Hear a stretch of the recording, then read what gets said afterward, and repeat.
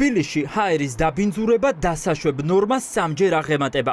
ატმოსფერული ჰაერის ხარისხის პორტალზე გავრცელებული ინფორმაციის მიხედვით, დედაქალაქში ყველაზე მძიმე ვითარება აღმაშენებლის და წერეთლის გამზირებზეა.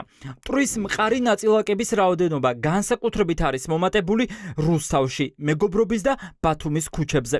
გარემოს დაცვის სააგენტოში აცხადებენ, რომ ჰაერში მყარი ნაწილაკების მომატებული კონცენტრაცია სამხრეთიდან უდაბნოს მტვრის მასების გავრცელებით არის განპირობებული.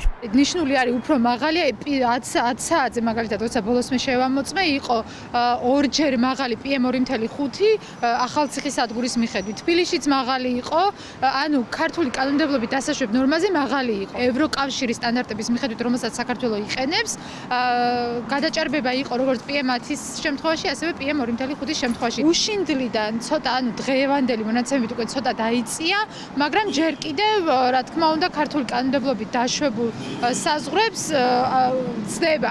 თბილისი, რუსთავი და ახალციხე სამივე დიდ ქალაქში მტვრის მყარი ნაწილაკების რაოდენობა რეკორდულ ნიშნულზეა. შეუიარაღებელი თვალითაც მარტივია იმის აღქმა, რომ უკვე რამდენიმე დღეა დედაქალაქი ბურუსშია გახვეული. ეს არის PM2.5 საშიში ნაწილაკი, რომელიც საფრთხის შემცველია ჯანმრთელობისთვისაც. რაც უფრო წვრილია ნაწილაკი, მით უფრო მარტივად აღწევს ის სისხლში და მიაღწევს ფილტვებამდეც. იმ შემთხვევაში თუ ასეთ ჰაერს ადამიანი დიდხანს ისუნთქავს, შესაძლოა ჯანმრთელობის სერიოზული პრობლემებიც გამოიწვიოს. განსაკუთრებით საფრთხის ქვეშ არიან ალერგიის და რესპირატორული დაავადებების მქონე მოქალაქეები. რეალურად აქ გვაქვს საქმე ბუნებრივ მოვლენასთან, თუმცა რა თქმა უნდა ამას ემატება ავტომობილის გამონაბოლქვის სამშენებლო მტვერი და ამ შემდეგ, რომელიც აკუმულირდება ამ დაბინძურებაში და შესაბამისად ამ დაბინძურებულ ჰაერს ისევ სუნთქავთ ჩვენ. მნიშვნელოვანი არის რისკ ჯგუფები, ესენი არიან ხანდაზმულები, ბავშვები, ორსულები და გულის და ფილტვის ავადობის მქონე ადამიანები უნდა გაუფრთხილდნენ, უნდა მოერიდონ გარეაქტივობას, უნდა დახურონ ფანჯრები და თუ მაინც და მაინც მოუწევთ გარეაქტივობას, სპეციალური პირბადეები არსებობს. სისუსტე, გულის აჩქარება, თავბრუსხვევა, თვალებიდან ცრემლდენა და გაღიზიანება.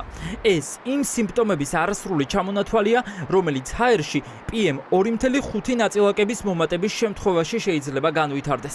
მედიკოსების რეკომენდაცია მოვერიდოთ გარეთ აქტივობებს, ან თუ მაინც ქუჩაში გახვალთ, გამოიყენეთ სპეციალური პირბადეები. შეიძლება განვითარდეს ისეთი დაავადებები, როგორც არის ფილტვების ქრონიკული ობსტრუქციული დაავადება, მისი გამწვავება, თამბაქოს მოხმარებასთან ერთად ერთ-ერთი უდიდეს როლს ასრულებს გარემოს დაბინძურება. ფილტვების ინფექციური დაავადებები, როგორც არის პნევმონია, ბრონხიტები, ვირუსების გამწვავება და კიდევ ერთი რასაკვირველია, ეს არის არსებული ქრონიკული დაავადებების გამწვავებები, რომლებიც გადამწყვეტ როლს თამაშობენ ჩვენი ორგანიზმის ჯანმრთელობასთან. ქარიშხლებით ჰაერის დაბინძურების კონტროლი შეუძლებელია, თუმცა სპეციალისტები ამბობენ, რომ არსებობს მთელი რიგი საპრევენციო ზომები, რომელსაც წესით ხელისუფლება უნდა ატარებდეს. მაგალითად, მწვანე საფარის განვითარება.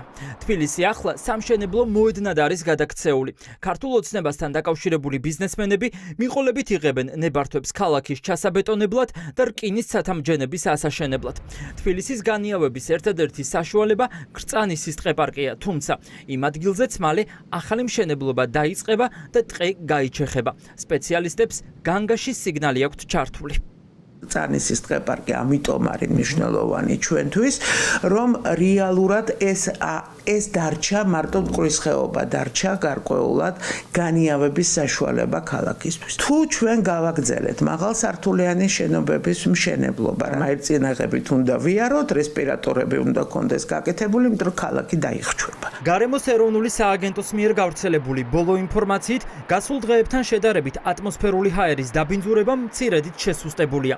ამ შემთხვევაში ჰაერის დაბინძურება ბუნებრივმა ფაქტორებმა გამოიწვია, ამიტომ თუ იქნება წვიმა და ქარი, სმოგი სწრაფად გაიფანტება.